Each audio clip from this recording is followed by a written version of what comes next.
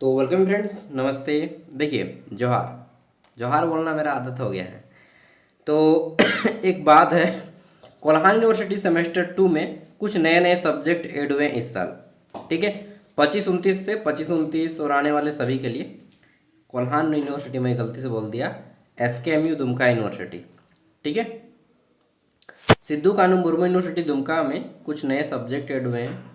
सेक paper में आपका एक सब्जेक्ट ऐड हुआ है। ठीक है, और ये सब के लिए, चाहे वो कोई भी स्टूडेंट हो। पेपर का नाम है digital communication and data management. Digital communication, आजकल हम लोग कम्युनिकेशन कैसे करते हैं? बातचीत। कम्युनिकेशन मतलब होता है बातचीत। तो आजकल हम लोग जो बातचीत करते हैं उसका तरीका है फ़ोन। ठीक, दूसरा तरीका क्या है हमारा? लैपटॉप, कंप्यूटर, इसको ऐड करेंगे। ठीक, और क्या होता है? ईमेल। ठीक, और क्या होता है? SMS। इसमें व्हाट्सएप भी आता है और भी बहुत सारे सोशल मीडिया ऐप्स हैं। इन सब के माध्यम से हम लोग कम्युनिकेशन करते हैं। तो इसके बारे में पढ़ना है, किन किन वस्तुओं का यूज होता है ये जानना है। और हम लोग जो ये बातचीत करते हैं तो वो कंप्यूटर का तार जो होता है, लेन, मेन, वेन, ये सबको पढ़ना है। लोकल एरिया नेटवर्क, ठीक है, wide area network, lane, when, main, metropolitan area network, ये सब पढ़ना है। जो केबल तार होता है वो केबल तार के बारे में पढ़ना है। ठीक है, डेटा मैनेजमेंट के बारे में पढ़ना है। तो चलिए पूरा का पूरा सिलेबस देखते हैं और फिर हम लोग क्वेश्चन आंसर शुरू करते हैं। ठीक है, तो ये पेपर ज़्यादा संभावना है कि ऑब्जेक्टिव आएगा, ये सेक पेपर। ठीक, और कितने मार्क्स का है, कितने नंबर का आएगा, सब चीज़ें हम लोग जानते हैं। और ये PYQ तो इसका नहीं मिल पाएगा क्योंकि नया सब्जेक्ट है, तो PYQ नहीं दे पाऊँगा। ठीक है, और एक चीज़ कि इसका सब्जेक्टिव पेपर भी मैंने डाल दिया है ऐप पे। तो सब्जेक्टिव और ऑब्जेक्टिव दोनों हो गया है ऐप पे। ऑब्जेक्टिव अभी मैं क्लास लूँगा। ऑब्जेक्टिव इसका टोटल शायद कितना यार, 814, 150 क्वेश्चन है ऑब्जेक्टिव। और फिर बाकी सब्जेक्टिव क्वेश्चन आंसर नोट्स हैं ऐप में। ज्ञान सागर ऐप में सब कुछ अपलोड है। सभी पेपर, सेमेस्टर 2 के सभी पेपर का अपलोड हो गया है। चलिए हम लोग देखते हैं। तो आज हमारा पहला क्लास है। अरे यार, क्या होता है कि खाना बनाते टाइम सुरसुरी आ जाता है ना, वो वाला हो गया है। तो पेपर का नाम क्या है हमारा? Digital communication and data management. ये पेपर 75 मार्क्स का होगा। आपका समय 3 घंटा मिलेगा। पास करने के लिए आपको 30 मार्क्स लाना होगा, 30 मार्क्स। कितना नंबर आने पे? तो 30 नंबर आने पे तो रे बाबू ने। ये हो गया। अब देख लेते हैं यहाँ पे। तो यहाँ पे आपको 3 यूनिट पढ़ना है। ठीक है, यूनिट 1 है बेसिक ऑफ डिजिटल कम्युनिकेशन। ठीक, दूसरा पढ़ना है आपको transmission, media and data transmission, तो वो हो गया। तीसरा है डेटा मैनेजमेंट बेसिक्स। ये 3 पढ़ना है आपको, 3 यूनिट। ओके, अब बोलिएगा भैया ये पेपर ऑब्जेक्टिव या सब्जेक्टिव कंफर्म बताइए। कंफर्म तो आपके टीचर से पूछना होगा जिस दिन आप लोग एग्जाम देने जाइएगा फर्स्ट डे, कि सर ये पेपर ऑब्जेक्टिव आएगा या सब्जेक्टिव बता दीजिए। हम ये नहीं पूछ रहे क्वेश्चन क्या है, बस हमको इतना बता दीजिए कि ऑब्जेक्टिव आएगा या सब्जेक्टिव। फर्स्ट डे, पहले दिन जब जाइएगा ना एग्जाम देने, उसी दिन पूछिएगा। सब कोई ध्यान से इस क्वेश्चन को पूछ लीजिएगा। ठीक है, या क्वेश्चन बैंक जहाँ से है, ठीक है, स्कूल में तो सब कॉलेज में तो आ गया हो क्वेश्चन, बस उनको देख के बोलना है कि ऑब्जेक्टिव है या सब्जेक्टिव, ये हमको देख के बता दीजिए। उसी तरह से हम लोग तैयारी को मोड़ लेंगे। ठीक है, ये बहुत इंपॉर्टेंट चीज़ मैं बता रहा हूँ। जिस दिन जाइएगा उस दिन पूछना है आपको टीचर से कि सर बता दीजिए प्लीज़, हाथ जोड़ते हैं, ऑब्जेक्टिव आ रहा है या सब्जेक्टिव, ये बता दीजिए। वो बोल देंगे आपको कि क्वेश्चन का जो ऊपर का पेपर केवल देखिए, टीचर को ही बोले कि हम लोग नहीं देखेंगे, आप ही लोग देख के बता दीजिए। और सब बच्चा अगर मिल के बोलेंगे ना एक साथ, तो डेफिनेटली आपकी बात को सुना जाएगा। लेकिन कंफर्म हो जाने से ज़्यादा अच्छा रहेगा। और अगर नहीं पता चलता है, पता तो चल ही जाएगा। ठीक है, तो आप लोग को पता कर लेना है कि ऑब्जेक्टिव आ रहा है या सब्जेक्टिव। फिलहाल ये पेपर ज़्यादा संभावना है ऑब्जेक्टिव आएगा, और एग्जाम में इस तरह से आएगा। 1.5 मार्क्स का 50 क्वेश्चन आएगा। ठीक है, प्रत्येक क्वेश्चन 1.5 अंक का होगा। 1.5 नंबर समझते हैं ना, 1.5 नंबर, 1 और आधा।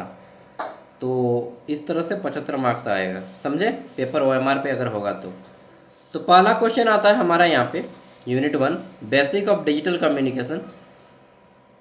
पहले जान लेते हैं कि पढ़ना क्या क्या है यूनिट 1 में। देखिए यूनिट 1 जो है आपका बेसिक ऑफ डिजिटल कम्युनिकेशन, इसमें पढ़ना है इंट्रोडक्शन, ठीक, क्या होता है basic of digital communication, components पढ़ने हैं, सेंडर पढ़ना है, रिसीवर पढ़ना है, मीडियम पढ़ना है। फिर पढ़ना है मैसेज के बारे में, टाइप्स, ठीक, कितने टाइप्स के मैसेज होते हैं, एनालॉग और डिजिटल मैसेज में क्या अंतर होता है, मैसेज की क्या विशेषता होती है, ठीक। फिर एडवांटेज, इसके क्या लाभ है, डिजिटल ट्रांसमिशन, इसमें बीट्स क्या होता है, ठीक, वर्ड क्या होता है, रेट क्या होता है, सॉरी वर्ड रेट है। फिर है आपका बैंड विड्थ क्या होता है, मॉड्यूलेशन और टेक्निक्स पढ़ने हैं। ओके, नेक्स्ट क्वेश्चन आंसर अब शुरू करते हैं। 5 मिनट तक केवल इंट्रोडक्शन देने में चला गया। तो पहला क्वेश्चन है डिजिटल संचार क्या है, डिजिटल कम्युनिकेशन क्या है। तो इसका राइट आंसर हो जाएगा डिजिटल कम्युनिकेशन। देखिए पहला तुक्का लगाने का भी ये ट्रिक है कि जो ऑप्शन सबसे बड़ा हो उसको टिक लगाइएगा, ठीक है। तो ऑप्शन भी सबसे बड़ा है तो ये राइट आंसर है। डिजिटल संचार, डिजिटल कम्युनिकेशन, डिजिटल माध्यम में सूचना का आदान प्रदान डिजिटल कम्युनिकेशन कहलाता है, ठीक है। सूचना का आदान और प्रदान कम्युनिकेशन कहलाता है। जब इसे हम डिजिटल माध्यम से कहते हैं तो इसको डिजिटल कम्युनिकेशन कहते हैं, ठीक है। तो डिजिटल संचार में सूचना को डिजिटल रूप में मुख्यतः बीट्स, ठीक है, में प्रसारित किया जाता है और बीट्स में 0 और 1 का प्रयोग किया जाता है। 0 और 1 दो संख्याओं का प्रयोग किया जाता है, ठीक है। नेक्स्ट कम्युनिकेशन, जिसको हिंदी में संचार कहते हैं। संचार शब्द किस लैटिन शब्द से बना है, मतलब ये जो कम्युनिकेशन वर्ड है ये एक लैटिन वर्ड से बना है। कौन सा लैटिन वर्ड, तो इसको बोलते हैं कम्युनिस, ठीक है। कम्युनिस लैटिन वर्ड से बना है जिसका अर्थ होता है साझा करना, ठीक है। साझा करना मतलब शेयर करना, ठीक है। नेक्स्ट ये सब आपको नोट्स बनाने हैं। नेक्स्ट क्वेश्चन है हमारा, संचार प्रक्रिया में सूचना भेजने वाले को क्या कहते हैं। तो संचार का जो प्रोसेस होता है उसमें जो सूचना भेजता है उसको सेंडर बोलते हैं। क्या बोलते हैं, सेंडर, ओके। जो सेंड करता है उसको सेंडर कहा जाता है। संचार प्रक्रिया में सूचना भेजने वाले को सेंडर कहते हैं। जैसे मैं आपको सूचना भेज रहा हूँ, ठीक है, तो मैं क्या हूँ, सेंडर। आप लोग सूचना को ले रहे हैं, ये पढ़ाई एक सूचना है ना जी, तो ये सूचना आप लोग जो ले रहे हैं आप लोग रिसीवर हैं। और ये किसके माध्यम से जा रहा है, तो इंटरनेट के माध्यम से जा रहा है, ठीक है। तो इंटरनेट क्या हो गया, हमारा मीडियम हो गया। मैसेज क्या है, तो जो संदेश दे रहा हूँ, संदेश क्या है, आपका टॉपिक, टॉपिक का नाम कुछ भी हो सकता है। जैसे कि मैं अभी जो टॉपिक पढ़ा रहा हूँ डिजिटल कम्युनिकेशन, तो ये हमारा मैसेज है, समझे। चलिए उम्मीद करता हूँ समझ गए होंगे। नेक्स्ट अगला है, संचार प्रक्रिया में संदेश प्राप्त करने वाले व्यक्ति को क्या कहते हैं। तो आपको संदेश मिल रहा है ना जी, अभी मैंने बताया आप क्या है, तो आप रिसीवर हैं। बिल्कुल अच्छी तरीके से समझ गए रे बाबू। रिसीवर मतलब जो सुन रहा है मेरी बात को या जिस तक मैसेज जा रहा है, समझे, हाँ। नेक्स्ट इतनी सी बात है। कम्युनिकेशन में मीडियम का अर्थ क्या होता है। मीडियम जिसके माध्यम से सूचना भेजी जाती है, तो संदेश भेजने का माध्यम। जैसे अभी संदेश हम आपको किससे भेज रहे हैं, ऑनलाइन। अगर यदि हम आपको व्हाट्सएप करते हैं, आप लोग व्हाट्सएप चैटिंग करते हैं ना, किसी लड़का से या लड़की से या फिर जिससे भी, मदर फादर, मतलब मदर एंड फादर, ठीक है, जिससे भी करते हैं चैटिंग हो गया, तो व्हाट्सएप से कर रहे हैं, तो व्हाट्सएप क्या है, आपका माध्यम है, मीडियम। और जो टॉपिक पे आप लोग कर रहे हैं, मान लीजिए आप लोग अपना सेटिंग करवा रहे हैं, सेटिंग नहीं करवा रहे हैं, एग्जाम में पढ़ रहे हैं, कोई भी टॉपिक पे शेयर कर रहे हैं, तो वो क्या हो गया, वो जो टॉपिक है वो टॉपिक आपका, मान लीजिए क्वेश्चन पेपर के बारे में आप लोग बात कर रहे हैं, तो वो टॉपिक हो गया आपका मैसेज, समझ रहे हैं। आप जो सेंड किए आप हो गए सेंडर, जो पढ़ रहा है उस मैसेज को वो हो गया रिसीवर, और टॉपिक हो गया मैसेज। और जो इसके माध्यम से भेज रहे हैं, इंस्टाग्राम के माध्यम से भेज रहे हैं, तो इंस्टाग्राम हो गया मीडियम। अगर आप लिख के भेज रहे हैं तो वो हो गया मीडियम, ठीक है। अगर आप ईमेल कर रहे हैं तो ईमेल हो गया मीडियम, समझ रहे हैं ना। अगर आप यूट्यूब से हम भेज रहे हैं आपको, यूट्यूब हो गया हमारा मीडियम, इंटरनेट हो गया हमारा मीडियम, ठीक है। जिसके जरिए हम भेज रहे हैं वो हो गया हमारा मीडियम। समझ रहे हैं बात को, बिल्कुल समझ गए, हाँ। अब आगे बढ़ते हैं। कम्युनिकेशन में मीडियम का क्या अर्थ है। तो मीडियम मतलब होता है संदेश पहुंचाने का माध्यम क्या है, किसके जरिए संदेश को पहुंचाया जा रहा है। Internet, telephone, radio. मान लीजिए आप किसी को फ़ोन से बात कर रहे हैं, हेलो, हाँ मेरे बाबू ने थाना थाया, तो मेरे बाबू ने जो थाना थाया, ये जो टॉपिक है ना, ये हो गया आपका मैसेज, समझे। मीडियम क्या हो गया आपका, फ़ोन। चलिए, तो हंस लीजिए आप लोग भी, क्योंकि बीच बीच में हंसना जरूरी है, पढ़ाई लिखाई होते रहेगा यार, समझे। और वैसे भी कौन सा पढ़ लिख के आपको नौकरी मिलने वाला है, झारखंड है, यहाँ पे नौकरी वोकरी नहीं मिलता है बाबू, ठीक है। कम्युनिकेशन प्रोसेस, संचार प्रक्रिया का मुख्य उद्देश्य क्या है। तो संचार प्रक्रिया का मुख्य उद्देश्य सूचना का आदान प्रदान, ठीक है। आदान प्रदान किस लिए करना है वो आप समझिए, ठीक है। क्या करवाना चाहते हैं आप, ज्ञान प्राप्त करना चाहते हैं ना, सुख प्राप्त करना चाहते हैं ना, क्या प्राप्त करना चाहते हैं, ठीक है। नेक्स्ट, निम्न में से कौन डिजिटल कम्युनिकेशन का उदाहरण है। तो डिजिटल कम्युनिकेशन का उदाहरण क्या है, हाथ से लिखा पत्र नहीं, ये तो ऑफलाइन हो गया जी, पुराने ज़माने का। पारंपरिक पॉडकास्ट नहीं, ये भी नहीं। आमने सामने बातचीत, ये भी नहीं। तो ईमेल, ईमेल हो गया डिजिटल कम्युनिकेशन, जिसमें जिसमें हम लोग इंटरनेट का प्रयोग करते हैं या फिर टेक्नोलॉजी का प्रयोग करते हैं। इंटरनेट या लाइन का अगर आप प्रयोग करते हैं, लाइन से या इंटरनेट, दो चीज़ों का अगर आप प्रयोग करते हैं तो वो आपके डिजिटल कम्युनिकेशन है। जैसे ईमेल हो गया, व्हाट्सएप हो गया, इंस्टाग्राम हो गया, फेसबुक हो गया, यूट्यूब हो गया, टेलीफोन हो गया, मोबाइल हो गया, ठीक है। किसी का भी अगर प्रयोग करते हैं जो लाइन या फिर इंटरनेट से चलता है, वो डिजिटल कम्युनिकेशन है। ओके, अब आ जाता है एनालॉग सिग्नल की प्रमुख विशेषता क्या है। What is a major characteristics of analog signal. तो एनालॉग सिग्नल क्या होता है, यह निरंतर कंटिन्यूअस होता है। एनालॉग सिग्नल हमेशा चलता रहता है, कंटिन्यूअस निरंतर रहता है, ठीक है। इसकी एक विशेषता क्या है कि एनालॉग सिग्नल समय के साथ लगातार कंटिन्यूअसली बदलता रहता है, ठीक है। नेक्स्ट, अगला जाता है डिजिटल सिग्नल सामान्यतः किन मूल्यों का उपयोग करता है। Which value are generally use by digital signal. तो डिजिटल सिग्नल हमेशा दो संख्याओं का प्रयोग करती है, ठीक है, 0 और 1। एक और दो होगा, नहीं नहीं नहीं नहीं भैया, 0 और 1 होगा, ऑप्शन सी इसका राइट आंसर हो जाएगा, 0 और 1, समझ गए ना जी, ठीक है, 0।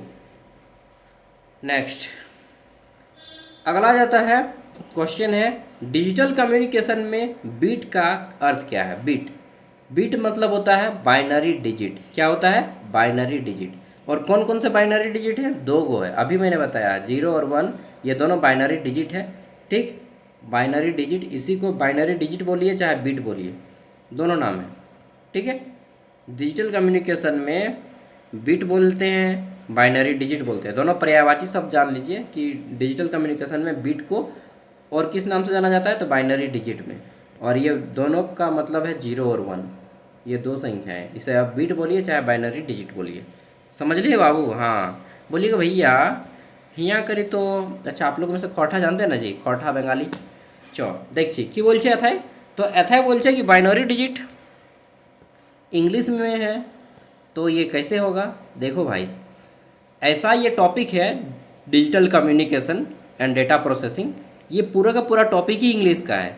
ये बीटेक के बच्चों को पढ़ाया जाता है। आपको जान के हैरानी होगी, बीटेक जो कंप्यूटर साइंस के बच्चे करते हैं वो इस टॉपिक को पढ़ते हैं, ठीक है। तो ये बीटेक का सिलेबस आपका बीए में घुसा दिया है, बीए बीकॉम बीएससी में घुसा दिया है, ग्रेजुएशन में घुसा दिया है, समझे। तो ये सब टॉपिक इंजीनियरिंग का है और इंजीनियरिंग के सिलेबस इंग्लिश में ही रहते हैं, तो आपको इंग्लिश में ही पढ़ना होगा। जहाँ जहाँ हिंदी संभव है मैं हिंदी का प्रयोग करता हूँ, आपका एग्जाम में भी इसी टाइप से आएगा, समझे। नेक्स्ट, बाइट्स में कितने बिट्स होते हैं। तो एक बाइट में कितने बिट्स होते हैं, तो 8, ठीक है, एक बाइट में 8 बिट्स होते हैं। ओके, कितने, 8। 1 byte is equal to 8 bytes, bits, ये बिट्स बोलिएगा, ये byte. 1 byte is equal to 8 bit, ठीक है, 8। नेक्स्ट, अगला जाता है 12 नंबर क्वेश्चन है आपका, डिजिटल कम्युनिकेशन में सूचना किस रूप में रिप्रेजेंट की जाती है। तो डिजिटल कम्युनिकेशन में सूचना को बाइनरी फॉर्म में रिप्रेजेंट किया जाता है, यानी कि 0 और 1 के फॉर्म में रिप्रेजेंट किया जाता है, ठीक है। बाइनरी फॉर्म मतलब 0 और 1 फॉर्म, इसको हिंदी में बोलते हैं द्विधारी पद्धति, बाइनरी फॉर्म को, ठीक है। कंप्यूटर आधारित डिजिटल प्रणालियाँ सूचना को बाइनरी रूप में प्रोसेस और स्टोर करती हैं। ओके, आगे बढ़ते हैं। नेक्स्ट 13 नंबर क्वेश्चन है, इसमें पूछ रहा है कि निम्न में से कौन डिजिटल कम्युनिकेशन की विशेषता है। विशेषता बताइए भैया। तो देखिए ये आसान डेटा प्रोसेसिंग है, केवल एनालॉग ट्रांसमिशन है, केवल मौखिक है, केवल प्रिंटेड है, ऐसा नहीं दीजिएगा। जहाँ पर भी केवल शब्द लिखा हो उसको तो टिक ही नहीं लगाना है कभी, ठीक है। ये और एक तुक्का लगाने का दूसरा ट्रिक क्या है, पहला ट्रिक लिखते जाइएगा, तुक्का लगाने का ट्रिक सब मैं बीच बीच में बताते रहूँगा, कि जिस क्वेश्चन में बहुत लंबा आंसर हो, ठीक है, होते हैं ना ऑप्शन में एक ऑप्शन बहुत लंबा रहेगा तो उसको टिक लगाना है। अगर वो नहीं है तो देखिएगा लिखा रहेगा केवल ये, या टॉपिक का लिखा रहेगा केवल ये टॉपिक, केवल ये, जिस ऑप्शन में केवल शब्द का प्रयोग किया गया है उसको टिक नहीं लगाना है। उसके अलावे जो ऑप्शन में मिल जाए वो टिक लगा दीजिएगा। जैसे कि इसमें केवल केवल 3 गो है और एगो अलग है तो अलग वाले को टिक लगाइए।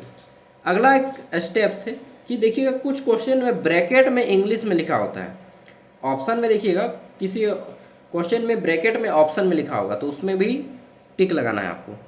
अगला एक फॉर्मूला क्या है कि जिस क्वेश्चन में लिखा हो इनमें से सभी, ऑल ऑफ दीज, या लिखा हो बी और सी दोनों, ठीक है, या ए और बी दोनों, उसको टिक लगाना है, समझे। या फिर जिस ऑप्शन में लिखा हो कि समस्त, चाहे कुछ ऐसा वर्ड लिखा हो जो थोड़ा सा साइंटिफिक वर्ड हो जो आपको समझ में नहीं आ रहा हो, उसको टिक लगाना है, ठीक है। लेकिन ध्यान रखिए ये तुक्का है, हमेशा ये काम नहीं देगा, ये मैक्सिमम जगह पे काम देगा, हमेशा नहीं, ठीक है। नेक्स्ट, निम्न में से कौन डिजिटल कम्युनिकेशन की विशेषता है। तो ये आसान डेटा प्रोसेसिंग है, ओके। आगे देख लेते हैं, क्वेश्चन है डिजिटल कम्युनिकेशन का एक प्रमुख लाभ क्या है। तो डिजिटल कम्युनिकेशन का एक प्रमुख लाभ है तेज सूचना आदान प्रदान करना, अधिक कागज की आवश्यकता नहीं, यार डिजिटल में कागज की कहाँ आवश्यकता होगी, केवल केवल शब्द का प्रयोग हो तो ये तो होगा ही नहीं। कम स्टोरेज क्षमता नहीं, तो यहाँ पे क्या हो जाएगा, तेज सूचना आदान प्रदान करना। अभी हम मैसेज करेंगे दिल्ली में बैठा आदमी को, अभी हम मैसेज करेंगे रसिया में बैठा आदमी को, तुरंत मैसेज जाएगा खटाक से, ठीक है। जैसे अभी हम मैसेज करेंगे डोनाल्ड ट्रंप को कर रहे हैं कि चलो भाई मैसेज, हाँ डोनाल्ड ट्रंप भाई साहब, चला गया मैसेज अमेरिका खटाक से। तो तेज सूचना आदान प्रदान करता है ये डिजिटल कम्युनिकेशन, ठीक है। नेक्स्ट, डिजिटल कम्युनिकेशन में डेटा को आसानी से क्या किया जाता है। तो आसानी से हम लोग स्टोर एंड प्रोसेस कर सकते हैं। केवल केवल शब्द का प्रयोग किया गया तीनों में तो ये तो होगा ही नहीं, तो स्टोर एंड प्रोसेस कर सकते हैं, ओके। चलिए नेक्स्ट, निम्न में से कौन डिजिटल कम्युनिकेशन का माध्यम है। तो डिजिटल कम्युनिकेशन का माध्यम है हमारा ईमेल। ईमेल डिजिटल कम्युनिकेशन का माध्यम है, ओके दोस्तों। चलिए, पुराना ज़माना का डाक वगैरह नहीं चलेगा यहाँ पे चाहिए डिजिटल नया। नेक्स्ट आता है वीडियो कॉन्फ्रेंसिंग किसका माध्यम है। तो वीडियो कॉन्फ्रेंसिंग किसका माध्यम है, ये डिजिटल कम्युनिकेशन का माध्यम है, ओके। ये वर्ड ध्यान रखिएगा, केवल केवल तो 2 में है, तीसरा है नॉन कम्युनिकेशन तो होगा नहीं। जहाँ पे नेगेटिव बात किया जाएगा, नेगेटिव बात को भी टिक नहीं लगाना है, जहाँ पे पॉजिटिव बात किया जाएगा उस ऑप्शन को टिक लगाना है।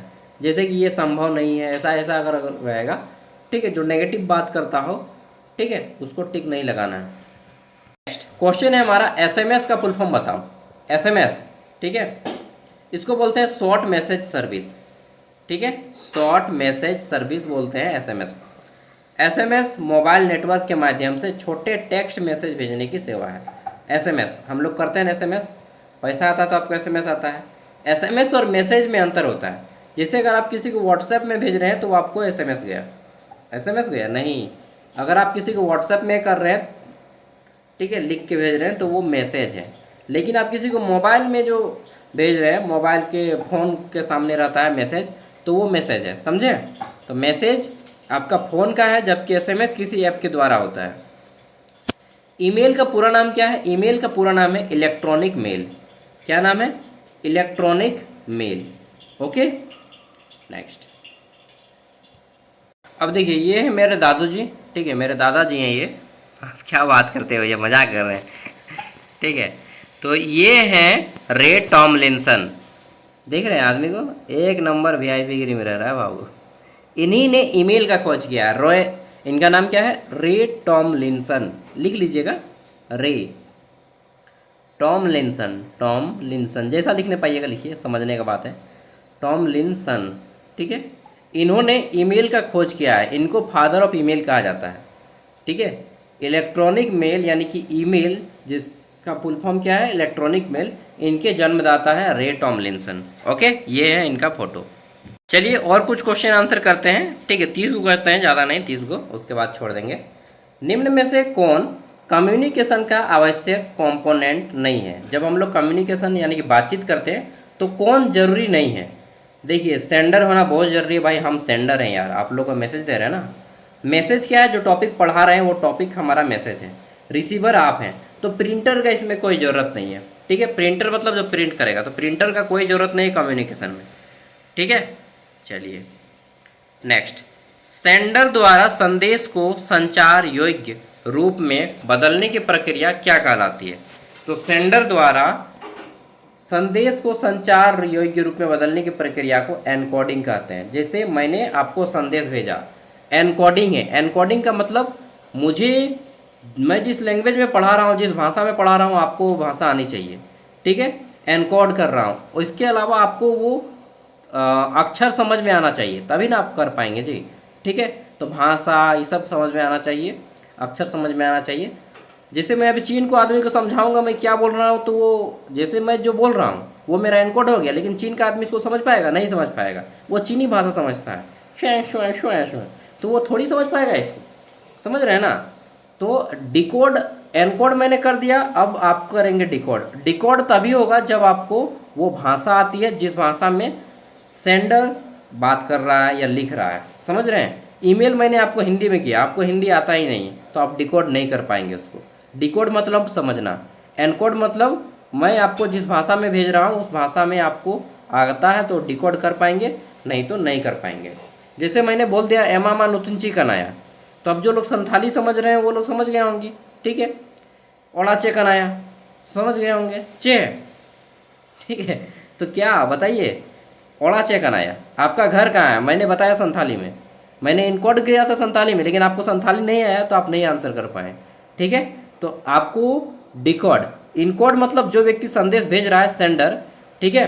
डिकोड करने के लिए आपको उस भाषा का ज्ञान होना चाहिए, ठीक, उस अक्षर का ज्ञान होना चाहिए, तभी आप उसको डिकोड कर पाएंगे, अदरवाइज नहीं कर पाएंगे। तो जो सेंडर संदेश भेजता है उसको क्या कहते हैं? एनकोड, और जो रिसीवर समझता है उसको कहते हैं डिकोड, ठीक है। नेक्स्ट, रिसीवर द्वारा संदेश को समझने की प्रक्रिया क्या कहलाती है? तो अभी हमने बात किया, जो समझते हैं वो डिकोड, ठीक है। यानी कि रिसीवर द्वारा प्राप्त संदेश को समझने का अर्थ है डिकोड, और समझने के लिए आपको उस भाषा का ज्ञान होना चाहिए, समझ रहे हैं ना। चलिए नेक्स्ट, अगला है कम्युनिकेशन में रिसीवर की प्रतिक्रिया को क्या कहा जाता है? कम्युनिकेशन मतलब बातचीत या संचार। जब बातचीत करते हैं तो रिसीवर की प्रतिक्रिया, जैसे आप रिसीवर हैं, ठीक है, मैं इसको और एक बार अच्छा समझाता हूँ। मैं दे रहा हूँ, सेंडर हूँ, आपको मैसेज दिया, आप रिसीवर हैं, ठीक, आप रिसीवर हैं, जो मैसेज भेज रहा हूँ वो आप समझ गए, क्योंकि आपको हिंदी इंग्लिश आता है, मुझे भी हिंदी इंग्लिश आता है। खोटो बोल ले हुए तो ही करो खोटा आवे था, ठीक है, क्योंकि उधर तो संथाल परगनिया भाषा में संथाल परगनिया खोटा चलता है, पार नदिया खोटा, ठीक है। तो जो आता है, या बंगला में बात करते तो आपको बंगला आ जाता होगा, तो जे फोन, ठीक है, तो इनके बात समझ में आ जाओ।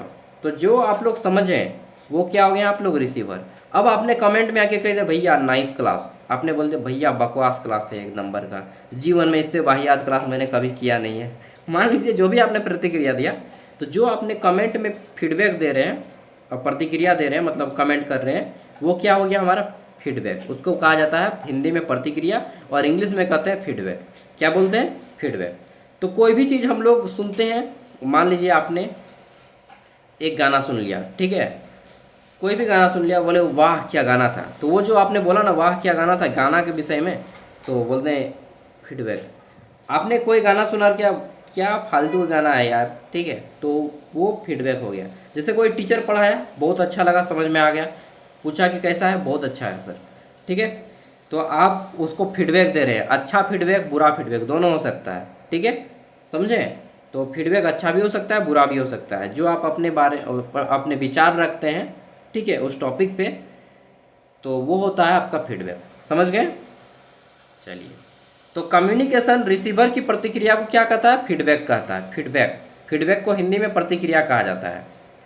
अगला है कम्युनिकेशन में नॉइस क्या है?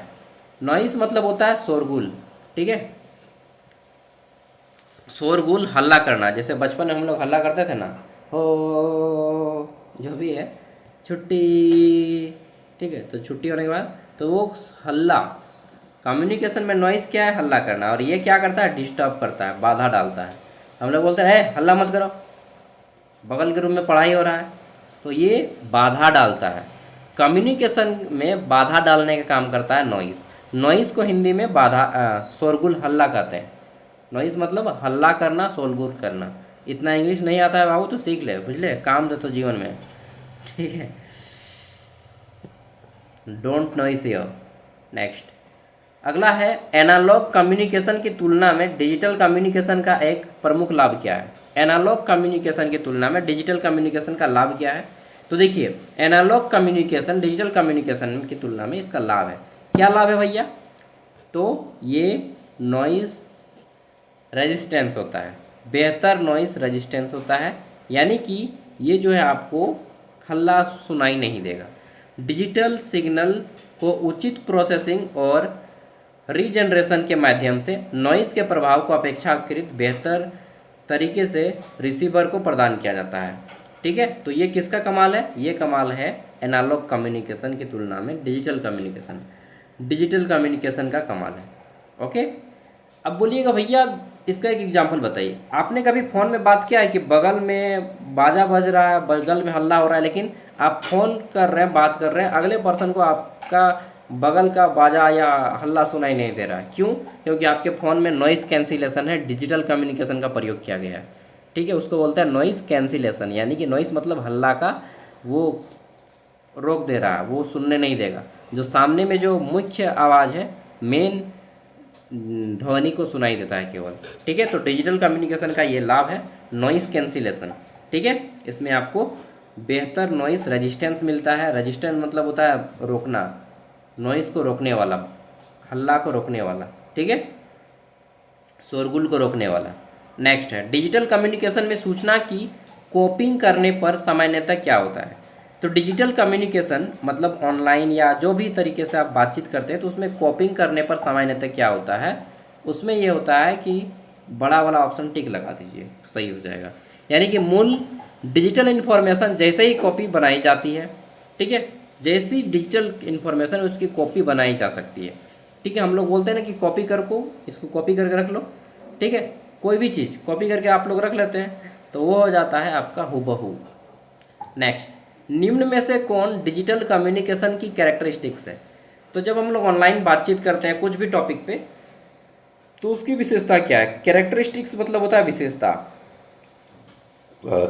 सॉरी, कैरेक्टरिस्टिक्स मतलब क्या होता है? विशेषता। आपका एक पेपर है एएससी पेपर इंग्लिश, सबको पढ़ना है, मालूम है ना बाबू?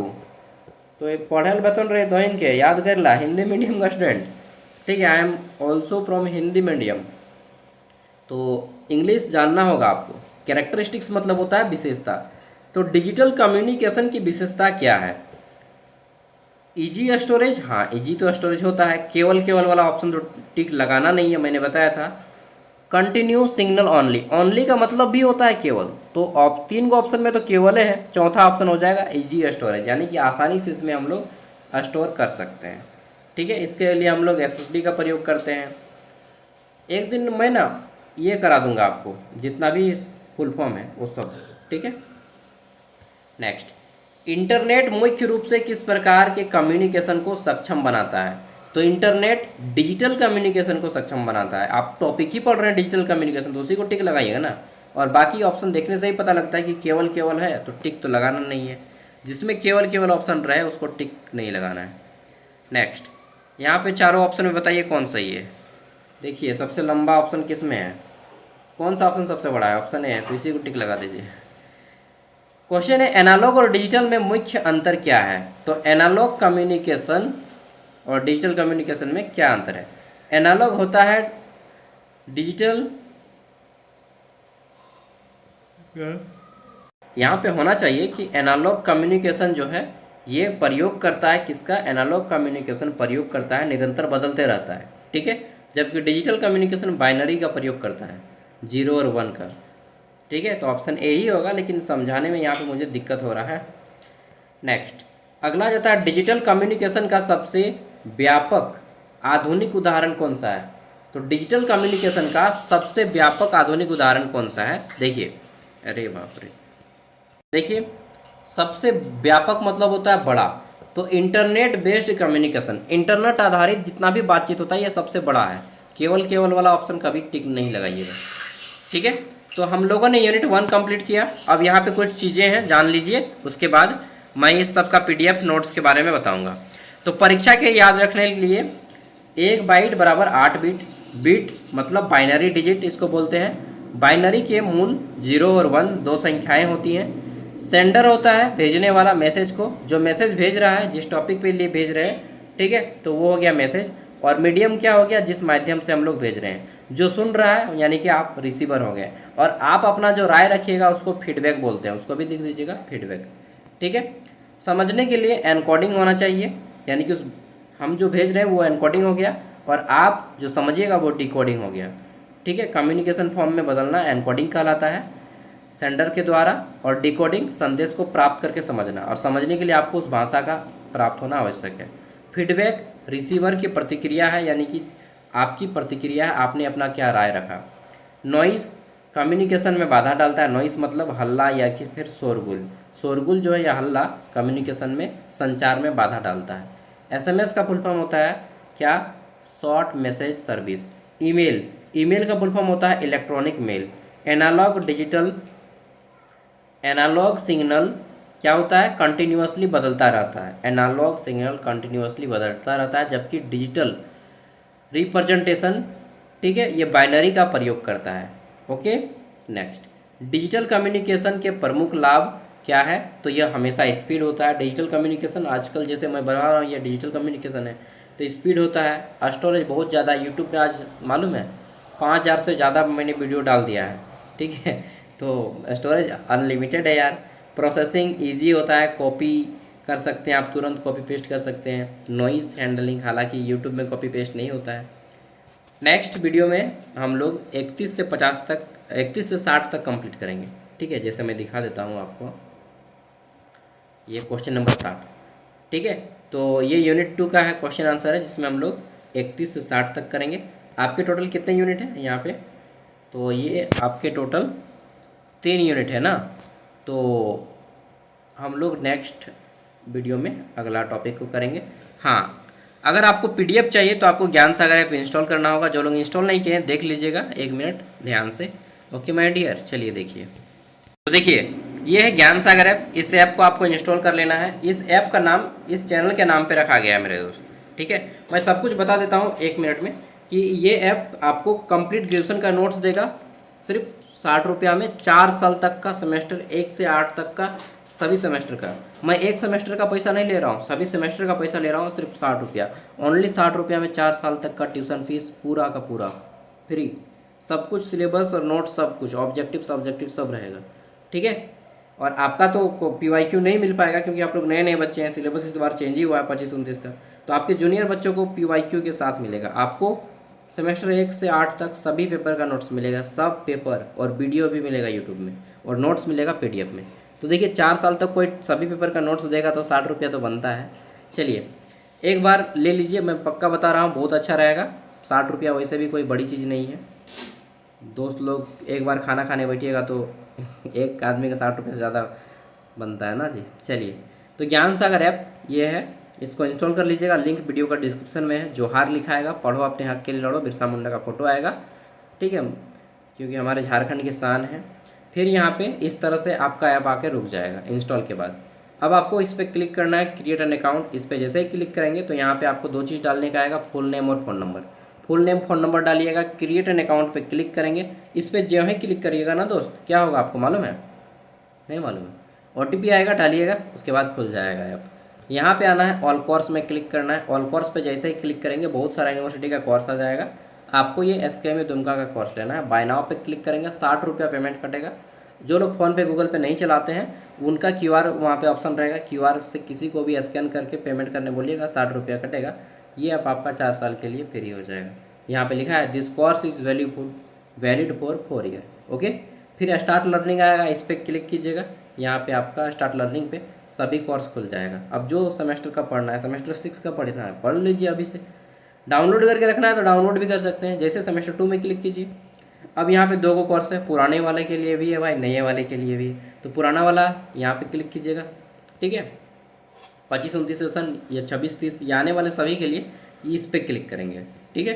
जैसे ही क्लिक करेंगे यहाँ पे तो क्या होगा, ये खुल जाएगा आपका। अब मान लीजिए आपको देखना है जैसे सेक पेपर ना, ये सेक पेपर पे क्लिक कीजिए, चाहे जो पेपर देखना है, मान लीजिए सोशल अवेयरनेस का पेपर देखना है आपको, क्लिक कीजिए, ये पेपर खुल जाएगा। आप जो देखना है, सिलेबस देखना है तो सिलेबस देखिए, यूनिट 1 का एमसीक्यू देखना है, यूनिट 2 का एमसीक्यू देखना है, व्यूज़ क्लिक कीजिए, खुल जाएगा। जैसे ही ये इस तरह से पीडीएफ आपका खुल जाएगा, ठीक है। और अगर पीडीएफ खोलने में ज़्यादा टाइम लगेगा तो ये तीर का निशान दिखेगा आपके फ़ोन में, अगर उस पर क्लिक कर देंगे तो ये पीडीएफ आपके फ़ोन पे डाउनलोड हो जाएगा।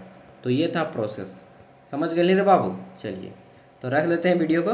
देखिए दोस्त, 60 रुपया अगर आप परचेज कर लेंगे ना तो आने वाले समय के लिए सब फ्री हो गया, मतलब 4 साल तक टेंशन है ख़त्म, ठीक है। नोट्स का झंझट, यहाँ से आपको सब कुछ मिल जाएगा एक साथ। बाकी आपकी मर्जी यार, 60 रुपया अगर खर्चा नहीं कर पाएंगे तो फिर काहे ले पड़ते हैं। बाय, जोहार।